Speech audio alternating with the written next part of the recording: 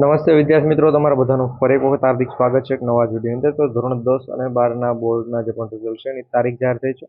એની સાથે જ મિત્રો ગુજકેટના રિઝલ્ટની પણ ફાઇનલ તારીખ છે જાહેર થઈ ગઈ છે. તો આજે 3 માહિતી છે આ વિડીયોની અંદર તમને આપવાના છે. તો વિડીયોમાં છેલ્લે સુધી બની રહેજો. અને મિત્રો આ તારીખ જે પણ હું તમને જણાવીશ એ તારીખે વહેલી સવારે જ તમારું રિઝલ્ટ છે એ તમે જોઈ શકો છો. ક્યાં જોવાના છે, કઈ રીતે જોવાનું છે, એના ઉપર પણ સંપૂર્ણ માહિતી સાથેનો વિડીયો આપણે આ જીપીઓ ઓફિશિયલ યુટ્યુબ ચેનલ પર આવી જશે. તો ખાસ કરી ચેનલ સબસ્ક્રાઇબ કરી બેલ નોટિફિકેશન ઓલ ઉપર છે સેટ કરી દેજો.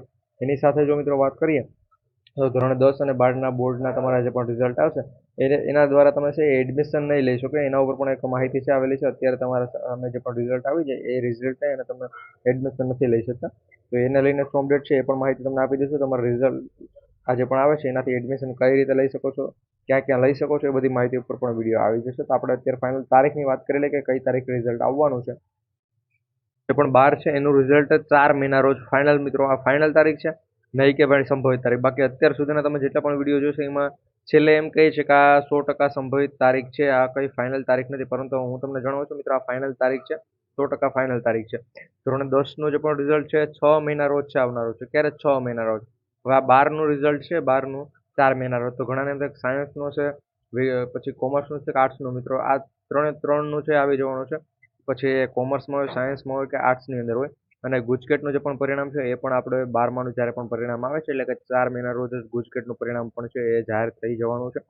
આની સાથે મિત્રો કેટલા ઉમેદવારો રિપીટર હતા અને શું હતું એના પહેલા અહીંયા તમે ગુજકેટની થોડીક અપડેટ છે પણ અહીંયા તમે જોઈ શકો છો. ગુજકેટનું જે પણ પરિણામ છે એની અપડેટ અહીંયા આપેલી છે. કેટલા ઉમેદવારો ફોર્મ ભરેલા હતા, કેટલા ઉમેદવારો, એની સાથે તમે અહીંયા બીજી માહિતી છે એ પણ જોઈ શકો છો કે ભાઈ કેટલા ઉમેદવારોએ 10નું જે પણ એક્ઝામ બોર્ડની એક્ઝામ છે આપેલી છે. ધોરણ 12 બોર્ડની એક્ઝામ કેટલા મિત્રોએ આપેલી છે, એમાં રિપીટર કેટલા હતા, એની સાથે ખાનગી રિપીટર કેટલા હતા, એ બધી માહિતી છે અહીંયા આપેલી છે. તો ધોરણ 10ના કેટલા મિત્રો છે એ બધી અપડેટ અહીંયા આપેલી છે.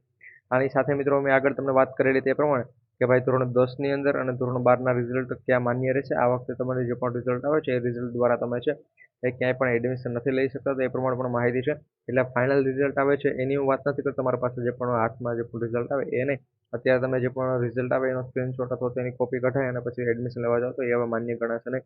એની અપડેટ પણ આવી ગઈ છે. તો એના ઉપર પણ જીપી ઓફિશિયલ યુટ્યુબ ચેનલ પર ટૂંક સમયની અંદર વિડીયો આવી જશે. તો એના માટે ચેનલ સબસ્ક્રાઇબ કરી રાખજો.